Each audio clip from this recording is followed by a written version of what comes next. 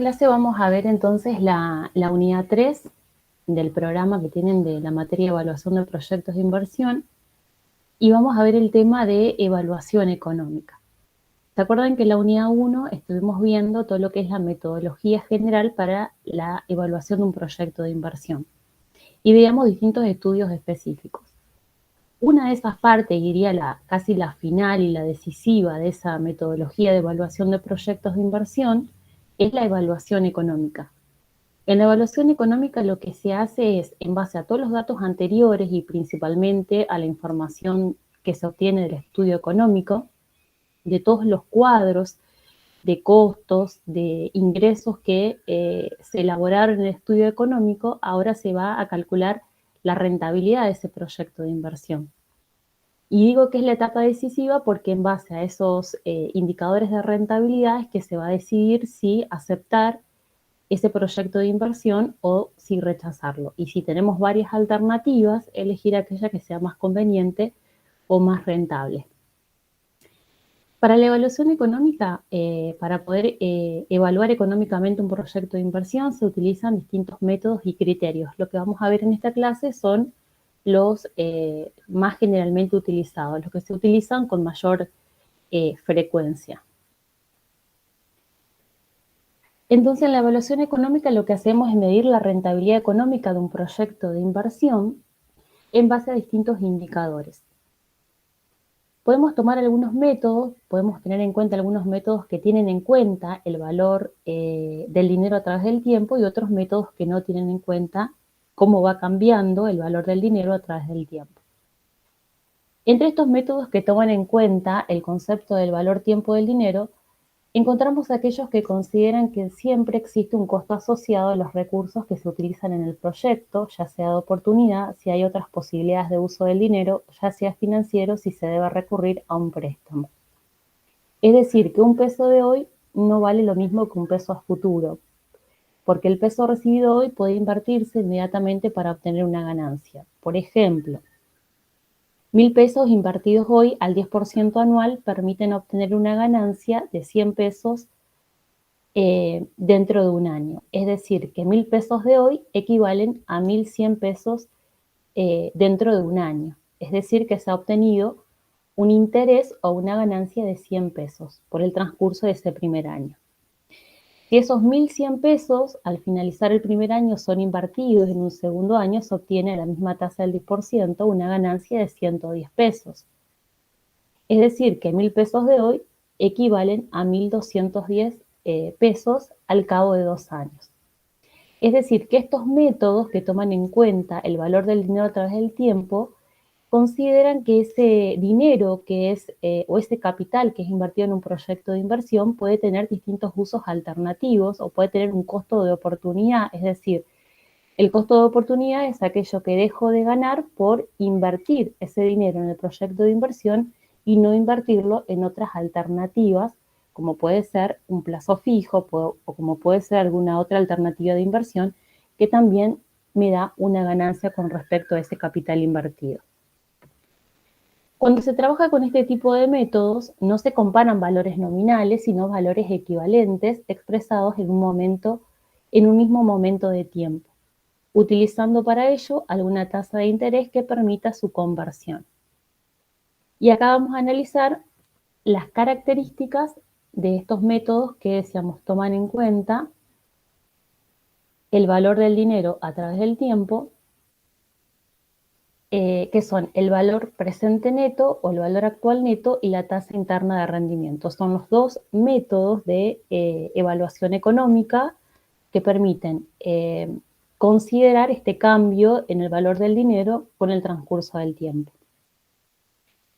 El primero que vamos a analizar es el valor presente neto, o también llamado valor actual neto, que es el método más conocido, es el que más generalmente se utiliza en la evaluación de proyectos de inversión.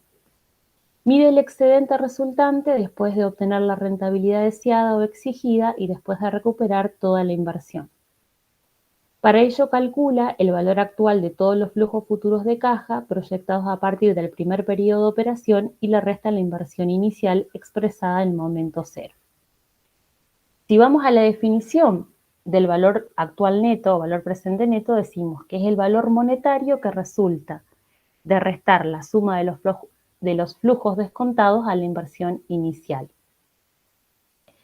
Sumar los flujos descontados en el presente y restar la inversión inicial equivale a comparar todas las ganancias esperadas contra todos los desembolsos necesarios para producir esas ganancias, en términos de su valor equivalente en este momento o el tiempo cero. La fórmula para calcularlo es la siguiente.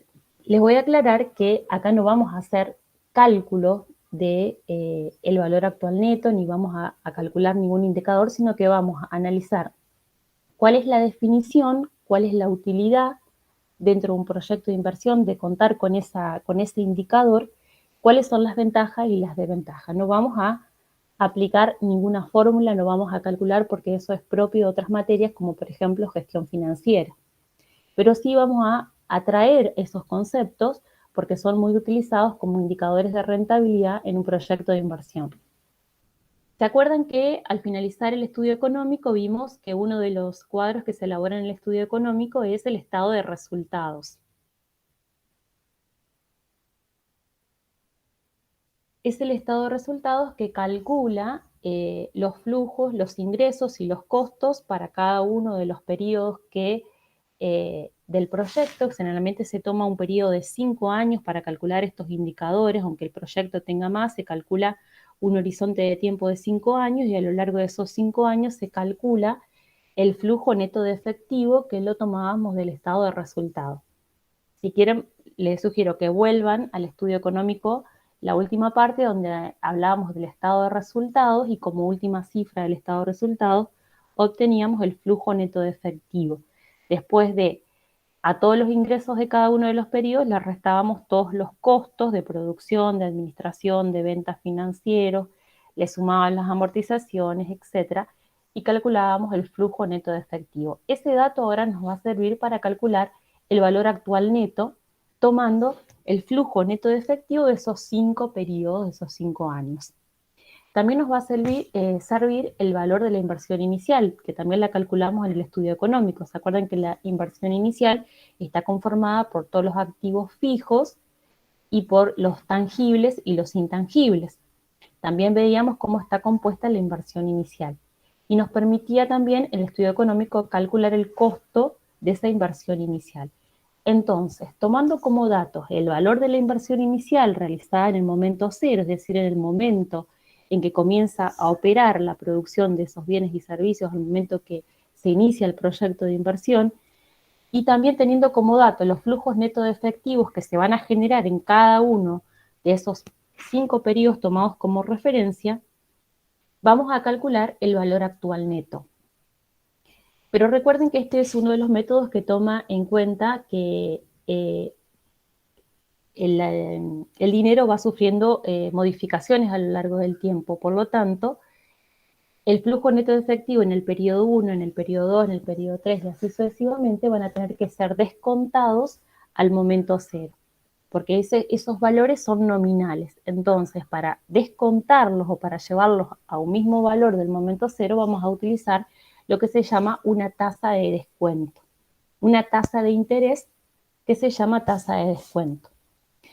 En esta fórmula tenemos que el valor presente neto es igual a P, que sería el valor de la inversión inicial, que es un dato negativo, porque es un costo que se realiza en el momento cero, por eso tiene el signo negativo. Y los flujos netos de efectivo de cada uno de los periodos, es decir, las ganancias esperadas netas de los desembolsos necesarios, que como les decía, lo tomamos del estado de resultados de cada uno de los periodos. Pero como esos valores, esos flujos netos de efectivo son valores nominales, tenemos que descontarlo a una tasa de interés, una tasa que llamamos tasa de descuento. Es decir, que el flujo neto de efectivo del periodo 1 lo vamos a descontar utilizando esa tasa de descuento elevada a la 1, dividido 1 más i a la 1, porque transcurrió un periodo desde la inversión inicial que se hizo en el momento cero. El flujo neto de efectivo del segundo año lo vamos a descontar a la misma tasa, pero elevado a la 2. Y así en función de cada uno de los periodos. Vamos a descontar los valores nominales y los vamos a traer al momento cero utilizando esa tasa de descuento. Y acá agregamos ese valor de salvamento o valor de rescate, que sería el valor. Después, en el trabajo práctico hay una pregunta referida a este tema, que tiene que ver el valor de salvamento, es el valor de rescate o el valor al cual se puede vender la inversión inicial y que se considera un ingreso al final del último periodo. Es decir, si al final del quinto periodo yo decido vender ese proyecto de inversión, el valor actualizado de esa inversión, puedo sacar ese valor y sumarlo al el flujo neto de efectivo del quinto periodo como un ingreso más. Entonces, el valor actual neto me permite traer todos los flujos netos de efectivo de cada uno de los periodos, del periodo 1 al periodo 5, y en el periodo 5 incluir ese valor de rescate y restarlo al valor de la inversión inicial. Decimos, hablamos de valores descontados porque lo llevamos al momento cero. Yo tengo que ver cuál es el valor que me da cuál es el resultado que obtengo de ese valor actual neto.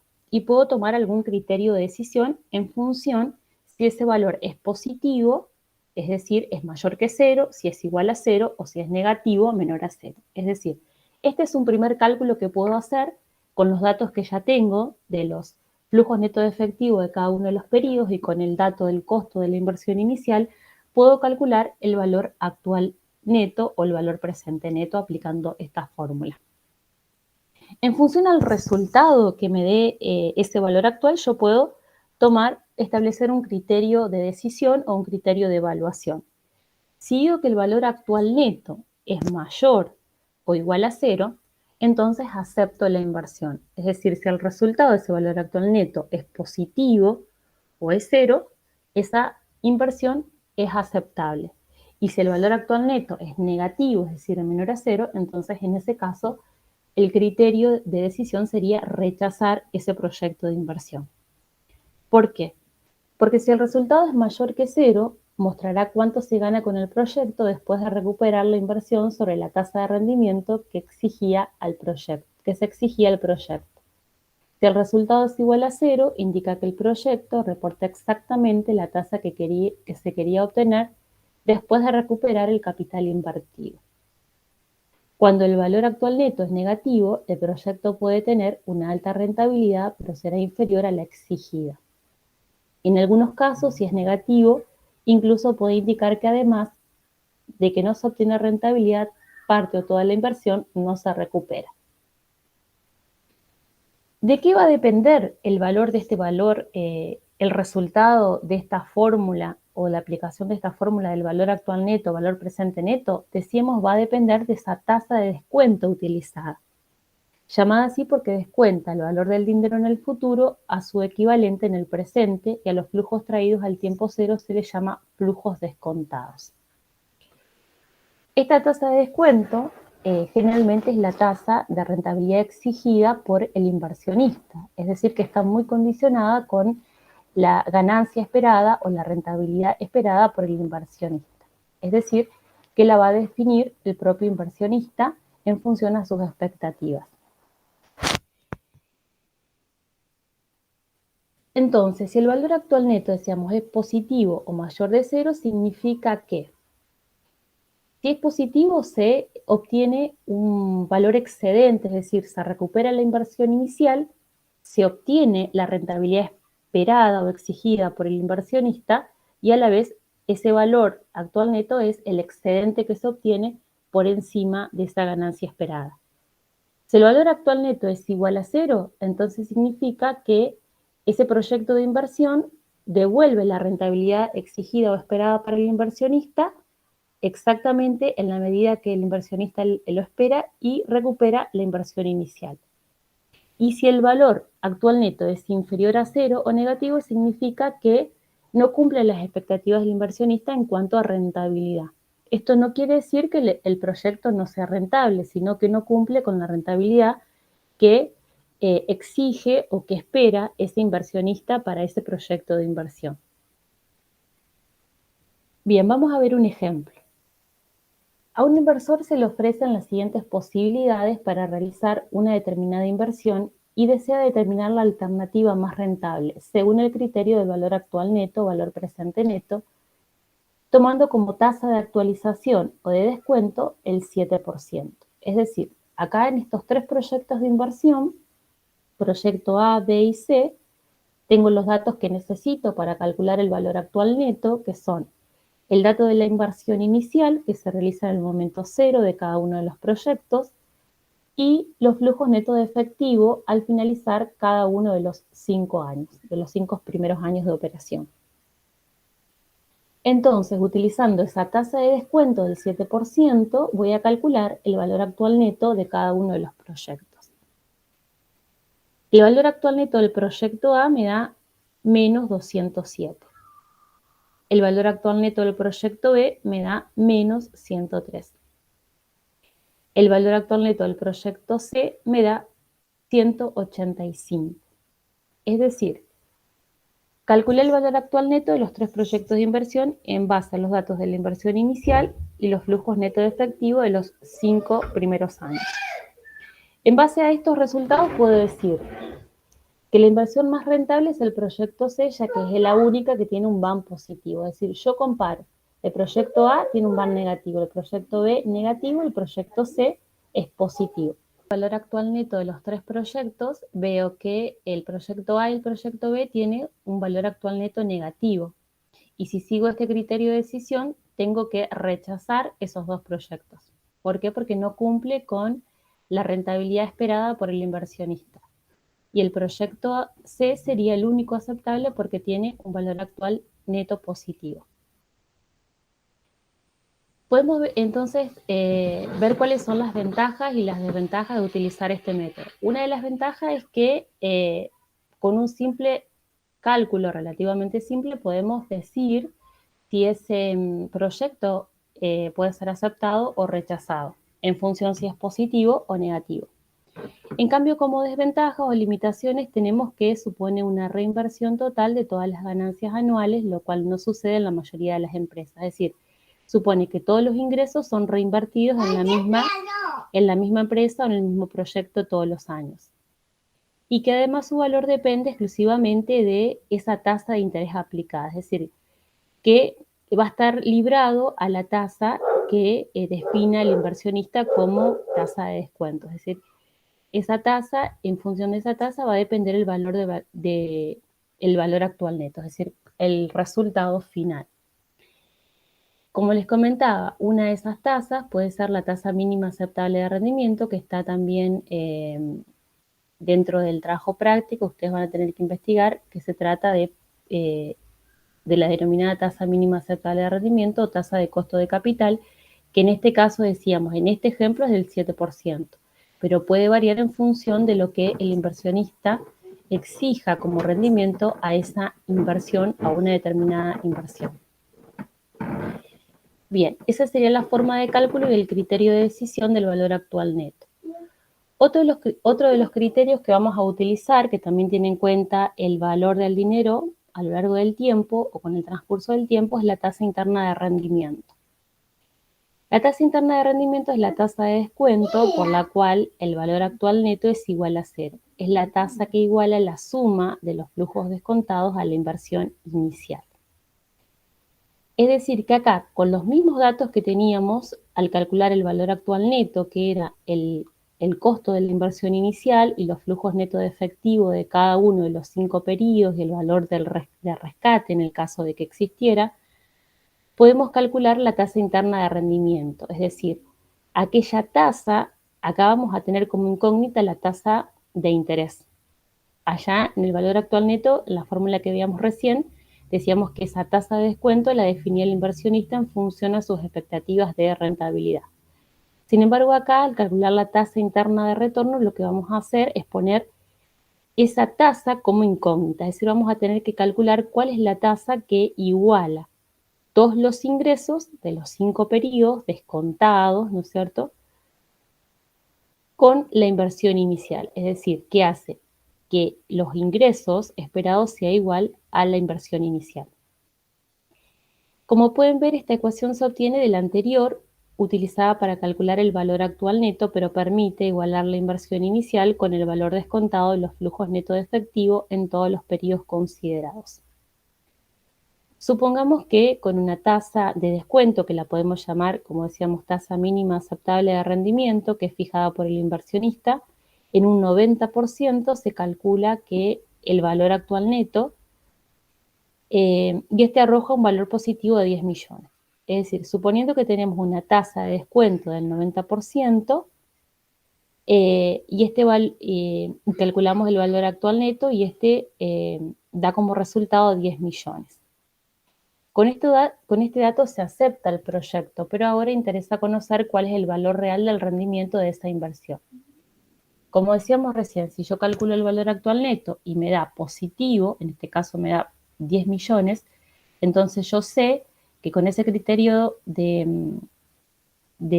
o con ese indicador de rentabilidad, yo sé que ese proyecto de inversión cumple con las expectativas, o sea, reditúa un 90%, que se recupera la inversión inicial y que a la vez da un excedente de 10 millones. Pero ahora, aplicando la fórmula de tasa interna de retorno, lo que yo hago es calcular cuál es la tasa de rendimiento real, que supuestamente va a ser superior a 90%, pero tengo que calcular cuál es la tasa efectiva de rendimiento de esa inversión. Para saber eso se utiliza la ecuación anterior, que es la tasa interna de rendimiento, que es la que vemos acá, y se deja como incógnita I, que es la tasa de descuento. Esto se determina por medio de tanteo, es decir, prueba y error, es decir, que si yo sé que con una tasa del 90% me da un valor actual neto de 10 millones, esa tasa interna de retorno va a ser superior, o sea, puedo ir probando 91, 92, 95, 97, hasta que esto se iguale a la inversión inicial, que me dé un valor similar a la inversión inicial. Por eso dice que lo vamos a ir probando por prueba y error hasta ver cuál se aproxima más para decir cuál es la tasa interna o real de rendimiento de esa inversión. Una vez que calcule esa tasa interna de rendimiento, voy a tener un criterio para poder decidir aplicando ese resultado. Si la tasa interna de rendimiento es mayor que la tasa de descuento utilizada por el inversionista, es decir, en este caso, si es mayor al 90%, si yo calculo esa tasa interna de retorno para una inversión en particular y veo que es mayor, entonces acepto la inversión.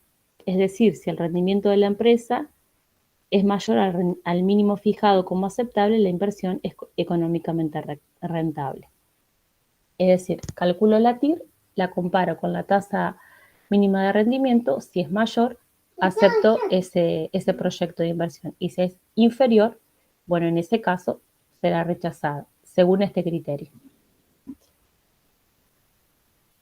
Se le llama tasa interna de rendimiento porque supone que el dinero que se gana año a año se reinvierte en su totalidad. Lo mismo que veíamos con el valor actual neto, es decir, que todo lo que se gana en cada uno de los periodos se vuelve a reinvertir en el mismo emprendimiento, en la misma empresa.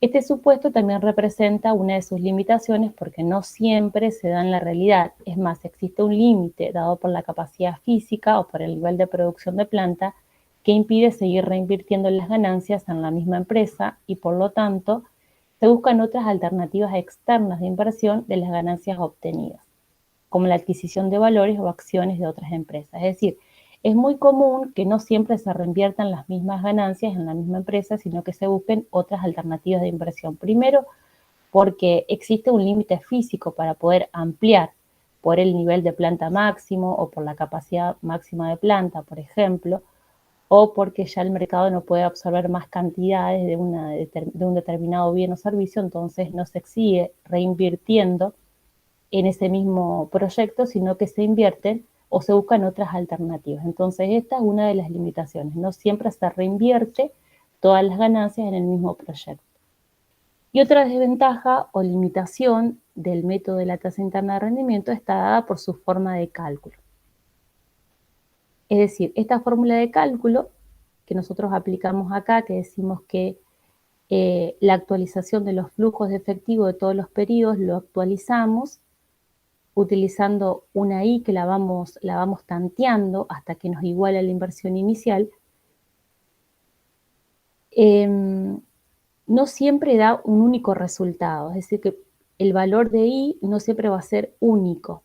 Esto se debe a que se trata matemáticamente de un polinomio de grado 5, es decir, que la obtención de las raíces de este polinomio, la solución de la ecuación para obtener I, está regida por la ley de los signos. El único caso en que podemos obtener un solo resultado de la tasa interna de rendimiento es cuando tenemos un solo signo negativo, que es la inversión inicial, que sería el costo inicial, y cada uno de los flujos netos de efectivo de todos los años es positivo.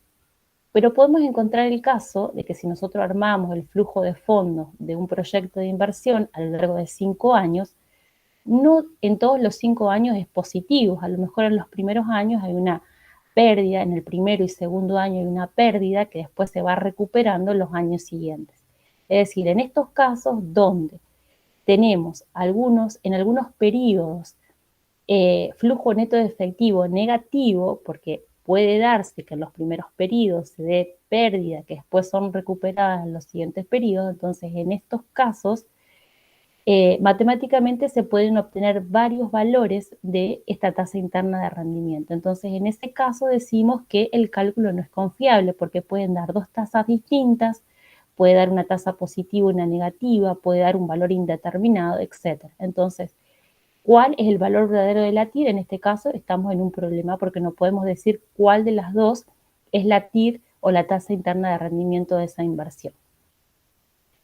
El único caso, decíamos, donde por ser un polinomio de grado 5, por una regla matemática, podemos obtener un solo valor de esa tasa es cuando existe un solo signo negativo, que es la inversión inicial, y en los 5 periodos considerados tenemos resultados positivos. Es el único caso donde podemos encontrar un solo valor de la tasa interna de rendimiento y en este caso podemos decir que este cálculo resulta confiable. En los otros casos, decíamos, cuando existen algunos periodos donde tenemos pérdidas o el flujo neto efectivo es negativo, no es confiable este cálculo porque podemos obtener varios resultados para esa TIR. Bueno, vamos a ver un ejemplo. Un inversor tiene las siguientes posibilidades para realizar dos proyectos de inversión y desea determinar la alternativa más rentable según el criterio que ya vimos primero, el valor actual neto, y el segundo que vimos, la tasa interna de rendimiento, utilizando como tasa de actualización o de descuento el 4%. Recuerden que esta tasa de actualización del 4% es la tasa de rendimiento aceptable por el inversionista que se utiliza para calcular el valor actual neto. Es decir, esa tasa del 4% lo utilizo para calcular el valor actual neto en base a estos datos. Tengo dos proyectos. El proyecto 1, que tiene una inversión inicial de 3.600, en el año 1 me da un ingreso de 1.800, en el año 2 un ingreso de 2.700. El proyecto 2, que tiene una inversión inicial de 3.800, al finalizar el año 1 me da un ingreso neto de 2.000 y al finalizar el año 2 tengo un ingreso neto de 2.400. Entonces, calculo el valor actual neto para el proyecto 1 y para el proyecto 2 en base a estos datos. Y veo que el proyecto 1 tiene un valor actual neto de 627 y el proyecto 2 tiene un valor actual neto de 342. Y también calculo la tasa interna de rendimiento para el proyecto 1, es decir, igualo la inversión inicial con los fondos descontados y veo qué valor tiene esa tasa interna de rendimiento. Y veo que en el proyecto 1 la tasa interna de rendimiento es del 15%, 15,14%. Y del proyecto 2 es del 10,03%. Bueno, en base a estos resultados, calculando los dos principales indicadores de evaluación, que son el valor actual neto y la tasa interna de rendimiento, para estos dos proyectos de inversión alternativas, el evaluador podría sacar algunas conclusiones. Y acá, en este cuadrito, resumo los resultados del valor actual neto y la TIR para cada uno de los proyectos. Según el criterio de evaluación del valor actual neto, ambos proyectos pueden ser aceptados. ¿Por qué? Porque los dos tienen un valor positivo, es decir, los dos valores actual neto de los dos proyectos son positivos, es decir, son mayores a cero. Y decía que cuando el valor actual neto es mayor a cero, esos proyectos tienen que ser aceptados. ¿Por qué? Porque rinden la rentabilidad exigida por el inversionista, permitan recuperar la inversión inicial y a la vez generan un excedente. Según el criterio de la TIR, ambos proyectos tienen una TIR superior a la tasa utilizada como descuento, es decir, que según el segundo criterio, la tasa interna de rendimiento, que yo calculé para el proyecto 1 el 15,14 y para el proyecto 2 el 10,03, y lo comparo con la tasa de descuento, que es la mínima exigida por el inversionista, digo, si 15 es mayor a la tasa de descuento del 4, entonces el proyecto 1 puede ser aceptado. El proyecto 2, que tiene una TIR del 10%, es mayor al 4, también puede ser aceptado. En este caso, los dos proyectos pueden ser aceptados porque tienen un valor actual neto positivo y porque tienen una tasa interna de rendimiento superior, en este caso, al 4%. Si tengo que comparar los dos proyectos, es evidente que prefiero el proyecto 1. ¿Por qué? Porque tiene un valor actual neto mayor y porque tiene una tasa interna de rendimiento mayor. Pero supongamos que en el caso de que el proyecto 2 tuviera una tasa interna de rendimiento del 16%. Es decir, que el proyecto 2, en vez de tener una tasa interna de rendimiento del 10, tiene una tasa interna de rendimiento del 16%, independientemente de que el valor actual neto fuera menor, se debería elegir este proyecto. Es decir, que siendo los valores actual netos positivos, lo que decide la elección de un proyecto es la TIR. Por ello la importancia de utilizar ambos métodos en forma complementaria. Es decir, que en este ejemplo lo que yo les quiero mostrar es que es conveniente interpretar para varios proyectos alternativos tanto el valor actual neto como la tasa interna de rendimiento. Primero, si el valor actual neto es positivo, entonces acepto el proyecto. Y si la tasa interna de rendimiento es mayor a la exigida, entonces también. Pero acá tengo que comparar entre los dos proyectos. ¿Cuál es el valor actual neto mayor y la tasa interna de rendimiento mayor? ¿Sí? En este ejemplo, entonces, es claro que el mejor de los dos, en base a los datos que tenemos en ese cuadro, el mejor de los dos es el proyecto 1 porque tiene un valor actual neto mayor y una tasa interna de rendimiento mayor. Elijo el proyecto 1. Pero en el caso de que el proyecto 2 tenga una tasa interna del 16, por más que el valor actual neto sea inferior, elijo el proyecto 2 porque la tasa interna de rendimiento es mayor. Es decir, utilizo estos dos criterios de evaluación de estos dos indicadores en forma complementaria para poder decidir con respecto a uno u otro proyecto. ¿Se entiende, chicos? Vamos más o menos. Sí, profe. Sí, profe. Los indicadores se utilizan en forma complementaria, el valor actual neto y la tasa interna de rendimiento, de manera de poder decidir entre distintas inversiones alternativas. Bueno, y acá tienen un cuadrito, que no me quiero detener mucho, pero este cuadrito permite comparar el valor del valor actual neto con la TIR. Un poco lo que estuvimos hablando recién. Y después tenemos otro indicador que es la tasa interna de rendimiento modificada, que este indicador se utiliza, como decíamos recién, cuando la tasa interna de rendimiento, al calcularla, cuando algunos periodos de esos 5 que tomamos como referencia para calcular estos indicadores, alguno de estos periodos presenta pérdidas, por lo tanto es de signo negativo. Entonces, en esos casos decíamos que el valor de la TIR puede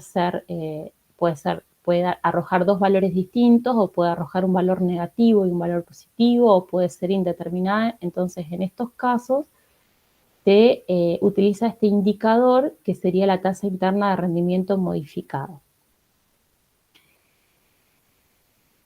Esta tasa considera en forma explícita la posibilidad de reinvertir los flujos incrementales de fondo del proyecto a una tasa diferente a la tasa interna de rendimiento que supone la reinversión de esos flujos incrementales a la tasa interna de retorno original durante la vida económica pendiente que le resta la inversión. En muchos casos se emplea como tasa de reinversión a la tasa de costo de capital de la empresa, interpretando que esta representa el mínimo de rendimiento de la inversión. ¿Cómo se calcula esta tasa interna de rendimiento? Se utilizan dos tasas. ¿Se acuerdan que para la tasa interna de rendimiento solamente utilizábamos una? Acá utilizamos dos. Una que es la misma que hablábamos hoy, la tasa de descuento o la tasa de oportunidad, que es la que utilizábamos para calcular la TIR, que decíamos que es el rendimiento mínimo exigido para la inversión. Y para esos fondos negativos, para esos periodos que dan pérdidas o resultados negativos, utilizamos otra tasa de financiamiento, porque se considera que si en esos periodos donde da pérdida esa inversión, supóngase que en el primero y segundo periodo da pérdida, o sea, un resultado negativo que se supone después se va a recuperar en los siguientes años, como eso nos genera un inconveniente para calcular la tasa interna de rendimiento por el método tradicional, lo que se hace acá es suponer que por esos importes se obtiene un préstamo para cubrir esos negativos o para cubrir esas pérdidas a una tasa de financiamiento, es decir, se obtiene el préstamo, el monto necesario para cubrir esas pérdidas, para que esos resultados no sean negativos, y se toma como referencia una tasa de financiamiento, que es la tasa de obtener un préstamo. Se obtiene un préstamo en esos periodos para evitar esas pérdidas. Y se agrega al cálculo una tasa que es la tasa de financiamiento. La razón por la que se calculan estas dos tasas diferenciadas es que la primera permite convertir a un valor futuro los flujos de fondos netos positivos, es decir, aquellos periodos que arrojan una ganancia o un resultado positivo, se convierten a esa tasa K o tasa de descuento. Y los flujos que son negativos, es decir, aquellos que arrojan pérdidas, se descuentan o se actualizan a la otra tasa de financiamiento. Es decir, aquellos por los cuales se debe recurrir a un financiamiento externo para cubrirlos. La sumatoria de los flujos positivos convertidos a una tasa K con los flujos negativos convertidos a una tasa distinta, que es la tasa de financiamiento, se dividen por la inversión inicial y luego se eleva la potencia 1 sobre n, siendo n la cantidad de periodos del proyecto. Bueno, por supuesto que esto no lo vamos a calcular, es solamente una referencia que vamos a mencionar que solamente se utiliza o se calcula esta tasa interna de rendimiento modificado cuando en el flujo de fondos del proyecto existen algunos periodos que arrojan pérdidas. Esa sería la conclusión. Se aplica esta tasa de rendimiento modificada utilizando dos tasas distintas para calcularla. Si calculamos esa tasa interna de rendimiento modificada y la comparamos con esa tasa de rendimiento esperada por el inversionista, decimos que la tasa interna de rendimiento modificada es mayor a la tasa de rendimiento esperada, por supuesto que vamos a aceptar el proyecto. Si esa tasa interna de rendimiento modificada es igual a la esperada por el inversionista, entonces acá es indiferente porque todavía sigue cumpliendo con ese requisito de cumplir con esa tasa mínima. Y si la tasa interna de rendimiento modificada es menor a esa tasa de rendimiento esperado, entonces se rechaza el proyecto. Bien, estos son los tres indicadores que decíamos toman en cuenta el valor del dinero a través del tiempo, el valor actual neto, la tasa interna de rendimiento y la tasa interna de rendimiento modificada. Pero también tenemos algunos métodos que también se utilizan para decidir sobre un proyecto de inversión y que no utilizan ninguna tasa para descontar esos fondos, esos valores nominales, decíamos. Entre ellos tenemos un indicador que se llama periodo de recuperación de la inversión o periodo de recupero de la inversión. Es el tercer criterio más usado para evaluar un proyecto y tiene por objeto medir en cuánto tiempo se recupera la inversión inicial incluyendo el costo del capital involucrado. Es un método que permite determinar el número de periodos necesarios para recuperar la inversión inicial, resultado que se compara con el número de periodos aceptables por la empresa. Si los flujos fuesen idénticos y constantes en cada periodo, el cálculo se va a simplificar de la siguiente manera. Si, en el supuesto caso que sabemos que no se da, que a lo largo de todos los periodos el ingreso esperado o el flujo neto de efectivo de todos los ingresos es igual, el cálculo sería el periodo de recupero, vamos a dividir la inversión inicial sobre esos beneficios o fondos netos esperados de cada periodo que se consideran iguales y constantes. Esto en la práctica no se da que todos los periodos tengan un beneficio igual y constante. Entonces, si ese fuera el caso, el periodo de recupero se obtiene dividiendo la inversión inicial por el beneficio neto de cada uno de los periodos. Por ejemplo, si la inversión inicial fuese de 2.000 pesos y los beneficios netos anuales, es decir, al finalizar cada uno de los años, es de 400, el periodo de recupero es 2.000, inversión inicial, dividido los beneficios netos anuales, que son iguales y constantes, y eso nos da que la inversión inicial es recuperada en 5 años, es decir, que se necesitan 5 años para recuperar la inversión inicial de esos 2.000 pesos teniendo beneficios netos anuales de 400. Ese sería el concepto del periodo de recupero de la inversión. ¿Cuánto tiempo, cuántos años tienen que transcurrir para que en función a los beneficios esperados del proyecto se pueda recuperar el valor de la inversión inicial? Pero sí, sabemos que en muchos casos los flujos netos de efectivo o los beneficios que se producen en cada uno de los periodos son distintos, no son constantes. Vamos a tener que calcular este periodo de recupero de una forma distinta. Entonces, vamos a tomar este ejemplo del proyecto A, donde tenemos en el momento cero una inversión inicial de 1 millón de pesos. En el año 1 obtenemos beneficios o flujo neto de efectivo por 100.000, en el segundo año de 150.000, en el tercer año de 200.000, en el cuarto año de 250.000 y en el quinto año de 300.000. Entonces, para calcular el periodo de recupero de esta inversión, vamos a ir agregar dos columnas, una que sea los flujos acumulados al finalizar de cada uno de los años, y vamos a ir descontándole a la inversión inicial. Decíamos, partimos de una inversión inicial de 1 millón de pesos. El ingreso del primer año es 100.000. El acumulado al finalizar el primer año es 100.000. Por lo tanto, el saldo que queda a recuperar de la inversión inicial es 900.000, porque ya se recuperó en el primer año 100.000. En el segundo año obtenemos un ingreso de 150.000, es decir, que al finalizar el segundo año tenemos ingresos acumulados por 250.000. Si lo restamos de la inversión inicial de 1 millón, nos queda por recuperar 750.000 y así vamos calculando el acumulado al finalizar cada uno de los años y el saldo que nos queda por recuperar de la inversión inicial. Y vemos que al finalizar el cuarto año tenemos un saldo para recuperar de 300.000 de esa inversión inicial, que en el quinto año obtenemos ingresos por 300.000 y ahí completamos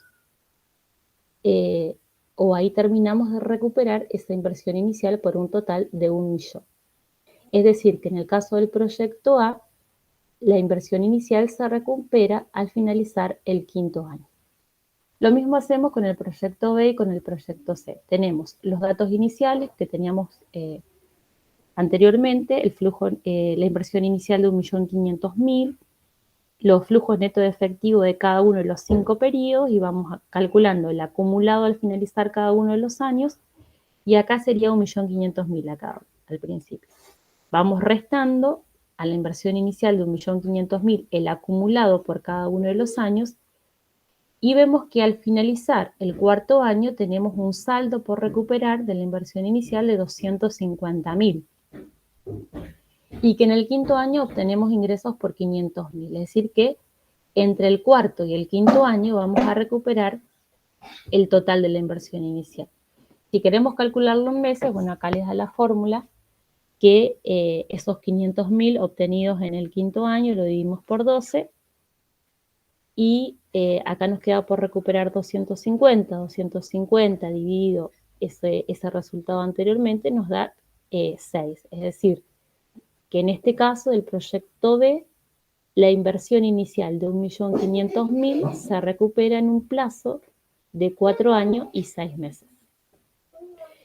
Lo mismo acá tienen el ejemplo del proyecto C, hacemos el mismo procedimiento de cálculo y vemos que la inversión inicial de 1.700.000 se recupera entre el tercero y cuarto año. Y si lo calculamos en meses, vemos que la inversión inicial se recupera en el plazo de 3 años y 8 meses. ¿Sí? Entonces, teniendo estos tres proyectos alternativos, digo que el proyecto A se recupera en un plazo de 5 años, el proyecto B se recupera la inversión inicial en un plazo de 4 años y 6 meses, y el proyecto C en un plazo de 3 años y 8 meses. Entonces, ¿qué proyecto debo elegir en base a este criterio?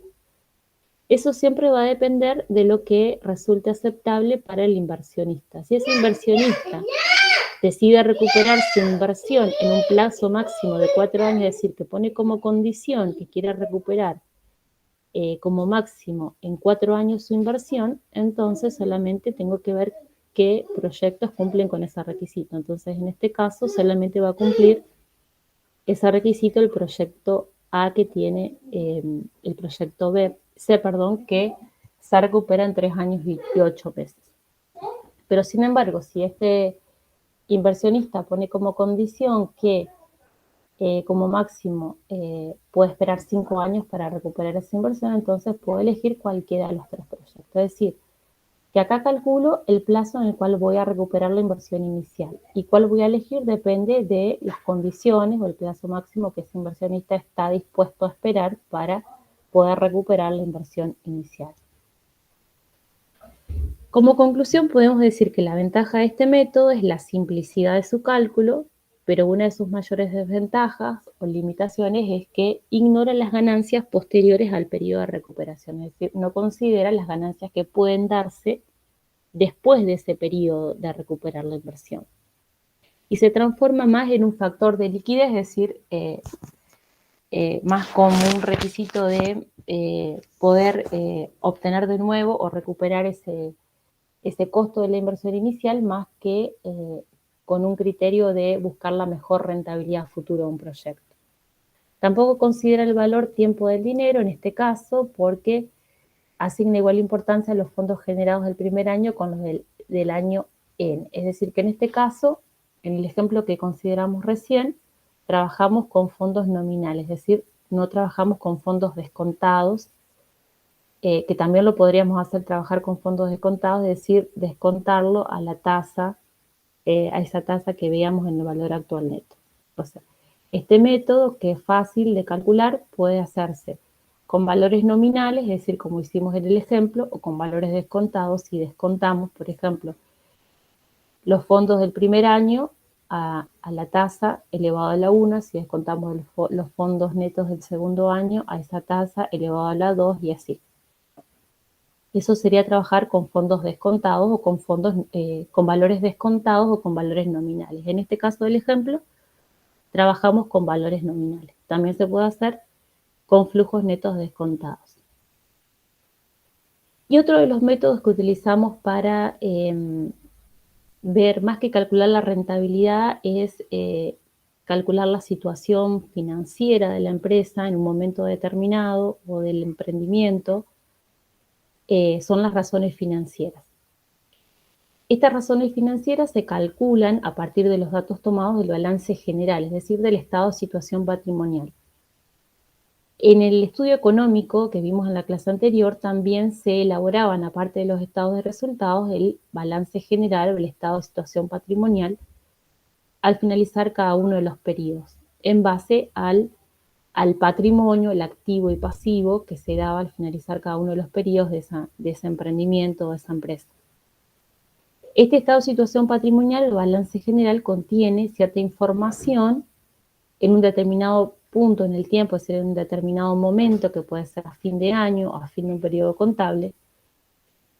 Por lo tanto, estos son métodos contables que toman cifras, decíamos, en este caso, el estado de resultados o balance general, y que permiten tener cierta información con respecto a la situación financiera, a la liquidez, a la tasa de endeudamiento que presenta una empresa, y comparar estos valores con los generalmente aceptados.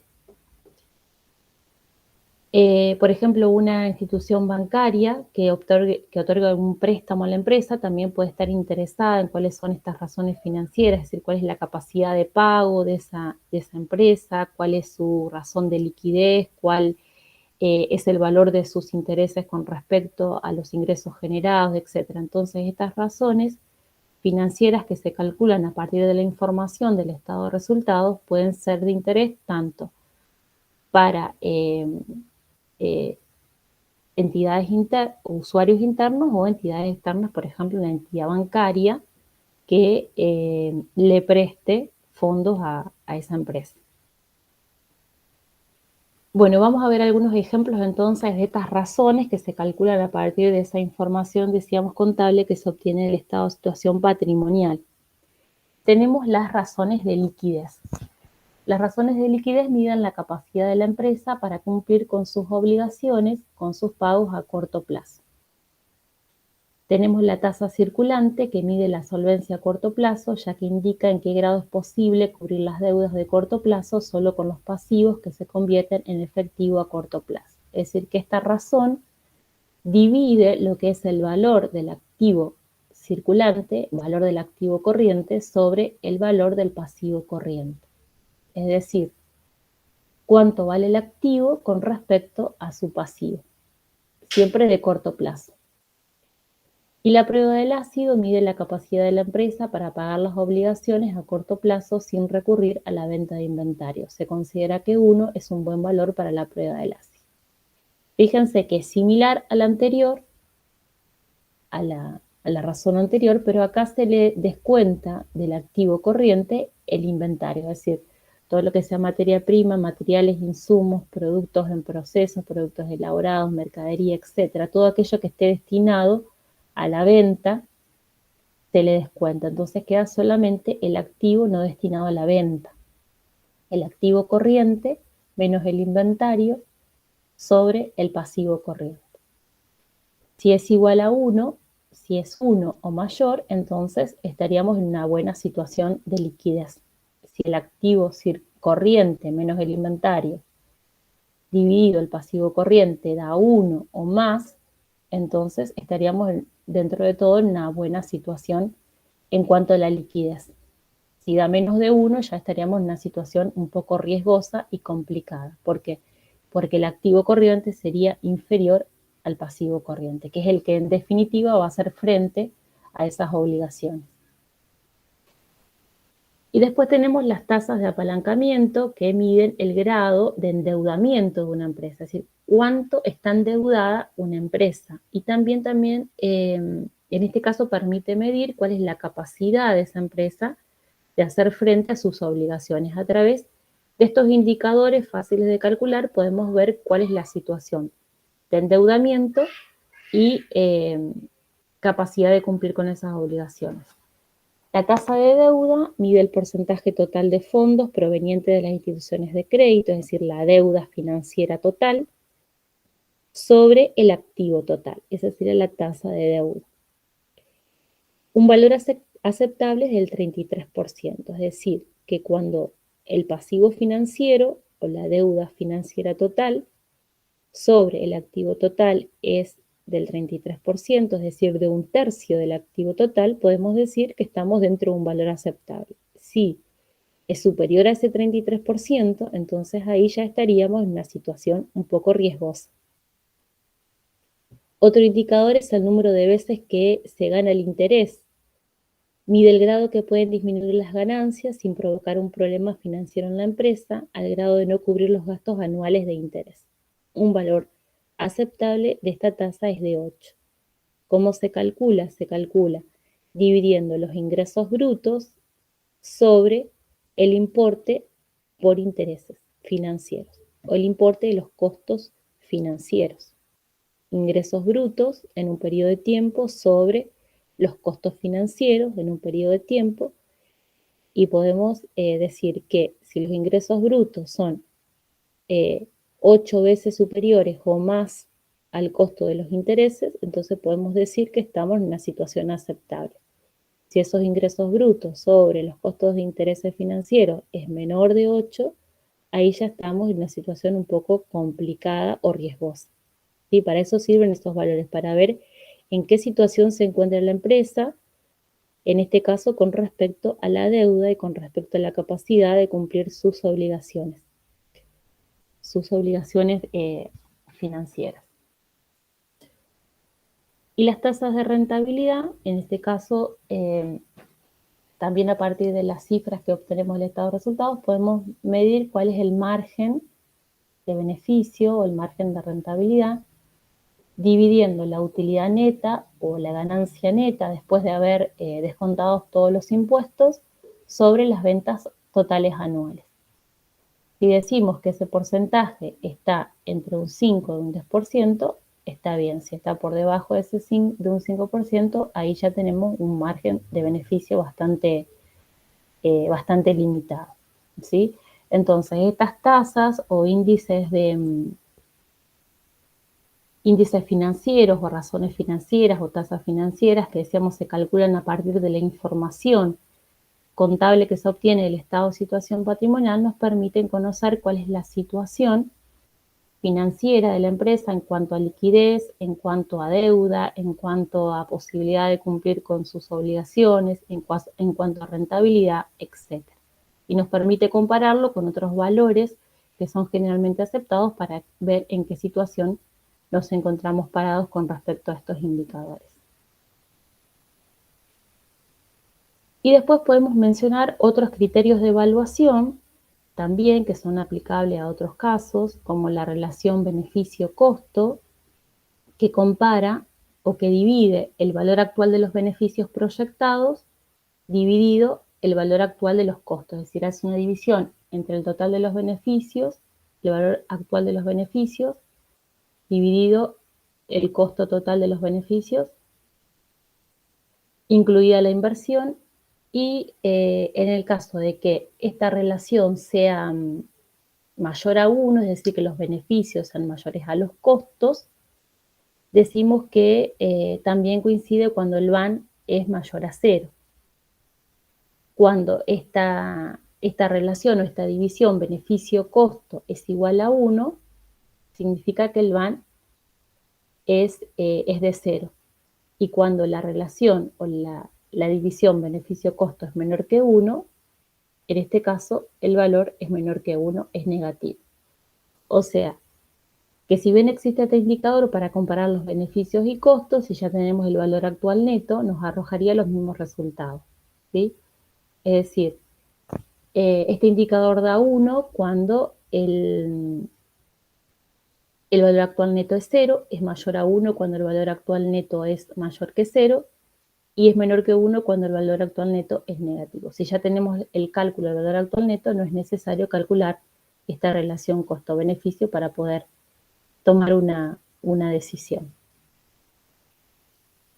Y también tenemos otro indicador, que es el relación costo-efectividad, que se utiliza para ciertos proyectos de inversión, como los proyectos públicos, donde no es posible medir los ingresos, como es, por ejemplo, en una alternativa de inversión privada, donde tenemos venta de bienes y servicios. Podemos calcular los ingresos en el caso de un proyecto público, por ejemplo, la creación de una escuela. No podemos medir los ingresos, solamente podemos calcular los costos de ese proyecto de inversión y cuál es el objetivo que pretende lograr, es decir, cuál es el índice de efectividad. Por ejemplo, en la construcción de una escuela podemos calcular el costo de construcción, el costo de operación. No podemos calcular ingresos, pero sí podemos calcular también cuál es el objetivo esperado, es decir, cuál es el índice de efectividad en términos de alumnos capacitados o jóvenes alfabetizados, etcétera. Podemos ver cuál es el objetivo a lograr con ese proyecto de inversión. Entonces, en esos casos donde no tenemos ingresos, pero sí podemos calcular un índice de efectividad en función a los objetivos logrados y esperados, entonces aplicamos este índice o este indicador de costo-efectividad. Este índice de costo-efectividad se obtiene dividiendo el valor actual de los costos, de todos los costos del proyecto, dividido el indicador de efectividad en función a los objetivos que se esperan obtener de ese proyecto. Y acá tenemos un ejemplo. Para reducir la tasa de delincuencia, la autoridad municipal evalúa dos opciones conducentes a lograr una misma meta. El objetivo es disminuir los actos delictivos. Ese es el objetivo que se propone con este proyecto de inversión. Y tienen dos alternativas. La alternativa A, que consiste en instalar cámaras de vigilancia en las calles con una central de monitoreo y equipos móviles policiales que acudan ante cualquier alerta. En un horizonte de 10 años, la central y las cámaras deberán ser sustituidas en distintos momentos. Incluso es posible obtener un pequeño ingreso por su venta al finalizar su vida útil. Considerando la inversión inicial en esas cámaras y equipos policiales, considerando también los costos de las reposiciones de los equipos al término de 10 años, los costos de operación, los costos de reparación, e inclusive los ingresos por venta de esos equipos al finalizar esa vida útil, podemos calcular o obtener un valor actual de los costos totales y en este caso se calculó que el valor actual de los costos durante esos 10 años de ese proyecto es de 2.800. Con esta opción de instalar máquinas y equipos policiales para el monitoreo y la vigilancia, se estima que se pueden reducir los actos delictivos en 700 casos anuales. Otro proyecto de inversión, que es la alternativa B, consiste en contratar guardias de seguridad durante 24 horas del día, con lo que se estima que podrían reducirse los costos en 400 al año. El valor actual de los costos, que sería lo que se le paga a esas guardias de seguridad por 24 horas, el valor actual de ese costo sería 2.400. Y la reducción de casos delictivos sería 400 al año. Con estos datos podemos calcular el coeficiente costo-efectividad para cada una de las alternativas de inversión. Para el proyecto A, el coeficiente costo-efectividad sería el costo de 2.800 dividido el objetivo que se pretende lograr, que son reducir 700 casos anuales. Esto nos da un costo de 4, es decir, un costo de 4 pesos en este caso por cada delito que se reduce, o por cada caso, acto delictivo que se resuelve, por cada objetivo logrado sería. Y calculando el mismo indicador, el coeficiente costo-efectividad para el segundo proyecto, que tiene un costo total de 2.400 y se logra reducir 400 casos delictivos anuales, tenemos un costo de 6.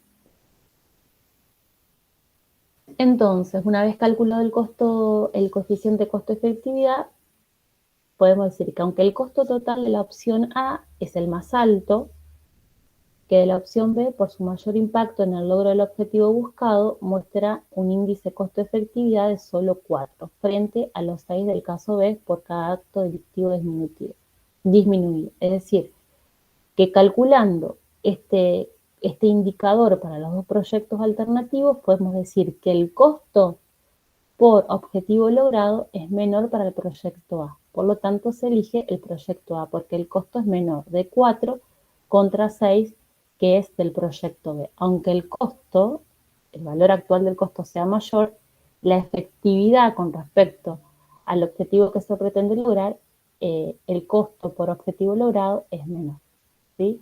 Entonces, en este caso, elegimos el que tenga un costo menor. Bueno, vamos a hacer un resumen entonces de todo lo que vimos en esta clase, que son todos los indicadores de evaluación económica. A lo largo de esta clase hemos visto los principales métodos y criterios para la evaluación económica de proyectos de inversión, los cuales tienen, como decíamos, como finalidad medir la rentabilidad económica de estos proyectos, proporcionando a los evaluadores la información que sea necesaria para poder tomar una decisión sobre llevar a cabo la inversión, es decir, aceptarla o rechazarla. Es decir, acá está la importancia de esta etapa, que la podemos situar como la etapa final de la evaluación de un proyecto de inversión, donde en definitiva se decide, en base a estos indicadores de rentabilidad, si aceptar una inversión o si rechazarla. Hemos diferenciado entre los métodos que tienen en cuenta el valor tiempo del dinero de aquellos que no lo hacen. Los primeros reconocen que un peso de hoy no tiene el mismo valor que dentro de un año, dentro de 2 o 3, debido a que siempre hay un costo asociado al uso del dinero que hay que tener en cuenta, que hay que reconocer, utilizando para ello alguna tasa de interés que permita convertir los valores nominales a valores equivalentes a un mismo momento del tiempo. Es decir, que si bien yo proyecto los ingresos en un periodo de tiempo de 5 años, cuando proyecto esos ingresos estoy tomando valores nominales. Pero para trabajar para tener en cuenta el valor del dinero a través del tiempo, tengo que descontar esos valores nominales a un mismo momento, que puede ser el valor actual o un valor a futuro, y para eso siempre voy a utilizar una tasa de interés y una tasa de descuento. Es decir, que estos métodos que tienen en cuenta el valor del dinero a través del tiempo utilizan una tasa de descuento para calcular los valores nominales a un mismo momento del tiempo, ya sea un valor actual o un valor futuro. Y dentro de los métodos que consideran esta cuestión encontramos a los métodos más utilizados en la evaluación de proyectos, que son el valor actual neto y la tasa interna de rendimiento. El valor actual neto permite descontar todos los flujos de efectivos positivos generados por el proyecto al momento cero y restarlo a la inversión inicial, permitiendo obtener un primer indicador de fácil interpretación para aceptar o rechazar el proyecto. Es decir, el valor actual neto, todos los flujos de fondos de cada uno de los periodos los descuenta utilizando esa tasa de descuento al momento cero, lo suma a todos esos ingresos de cada uno de los 5 periodos, los valores actuales, lo suma y lo resta a la inversión inicial. Si decíamos que ese valor actual neto es positivo, es decir, es mayor que cero, es decir, da una cifra positiva, decíamos que ese proyecto debe ser aceptado porque devuelve al inversionista la rentabilidad esperada, se recupera la inversión inicial y a la vez le brinda un excedente. Si ese valor actual neto es igual a cero, decimos que ese proyecto le devuelve al inversionista la rentabilidad esperada y se recupera toda la inversión inicial. Y si el valor actual neto es negativo o inferior a cero, debería ser rechazado. ¿Por qué? Porque si bien puede tener alguna rentabilidad ese proyecto, si bien puede llegar a recuperar la inversión inicial, no reditúa la tasa de rendimiento, la tasa de ganancia que espera el inversionista. En ese caso, si el VAN es negativo o menor que cero, ese proyecto será rechazado. También se utiliza la TIR basándose en los mismos supuestos, es decir, con los mismos datos, decíamos, utilizando los mismos datos que para calcular el valor actual neto, los flujos netos de efectivo de cada uno de los periodos y el valor de la inversión inicial, podemos calcular la tasa interna de rendimiento, que permite medir y conocer la tasa real de rendimiento de esa inversión, completando la información obtenida por el valor actual neto, por lo que siempre es conveniente interpretarlos de maneras conjuntas, es decir, tomar esos indicadores e interpretarlos en forma complementaria. Además, existen ciertas situaciones en las que el cálculo de la tasa interna de rendimiento no resulta confiable, que es la que hablamos, que en estos casos se tiene que calcular la tasa interna de rendimiento. ¿Cuándo? Cuando el cálculo de la TIR no resulta confiable. Cuando algunos de los periodos arrojan pérdida, es decir, no todos los periodos tienen ganancia, sino puede ser que alguno de los periodos arroje pérdida. En estos casos, la tasa interna de rendimiento puede dar varios resultados, puede dar un resultado negativo o puede ser indeterminada. Entonces, en estos casos se acude al cálculo adicional de la tasa interna de rendimiento, que como veíamos, utiliza dos tasas distintas, una para los flujos positivos y otra para los flujos negativos que arrojen pérdidas. Y para esos flujos negativos utiliza una tasa de financiamiento. Es como si para cubrir esas pérdidas se tuviera que salir a buscar un préstamo a una tasa de financiamiento determinada. Por otro lado, dentro de los métodos que no tienen en cuenta el valor tiempo del dinero, encontramos al periodo de recupero de la inversión y las razones financieras, es decir, aquellos que no utilizan una tasa de descuento, pero que son indicadores válidos para tener más información con respecto a la situación económica, financiera, a la posibilidad de hacer frente a las obligaciones, también el periodo de recupero, en cuánto tiempo se puede el inversor recuperar esa inversión inicial, que también es un indicador importante a tener en cuenta. Este periodo de recupero de la inversión decíamos que es el tercer criterio más utilizado, que se complementa con los anteriores y tiene por objeto medir en cuánto tiempo se recupera la inversión inicial y compararlo con el periodo aceptable por el inversionista para considerar o rechazar ese proyecto.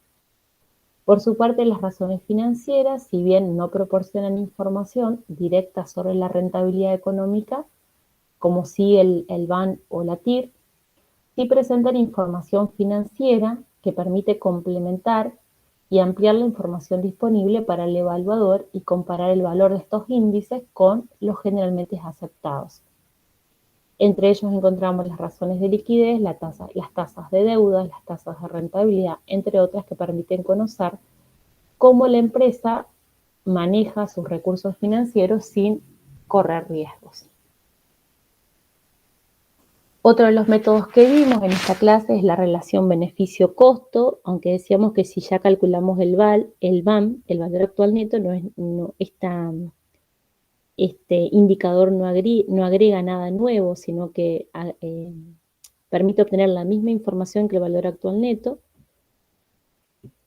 Y la relación costo-efectividad, que permite evaluar aquellos proyectos de inversión en el ámbito público, por ejemplo, que no generan ingresos y que solamente tenemos como datos los costos y el índice de efectividad en función a lograr ciertos objetivos. Como veíamos recién, el proyecto de reducir los índices, los actos delictivos, o como puede ser un proyecto de construcción de una escuela pública, aumentar la cantidad de alumnos alfabetizados, o como puede ser la construcción de un hospital público, aumentar la cantidad de pacientes atendidos, etc. Entonces, en estos casos donde no se puede obtener un ingreso para ese proyecto, se utiliza este índice de relación costo-efectividad.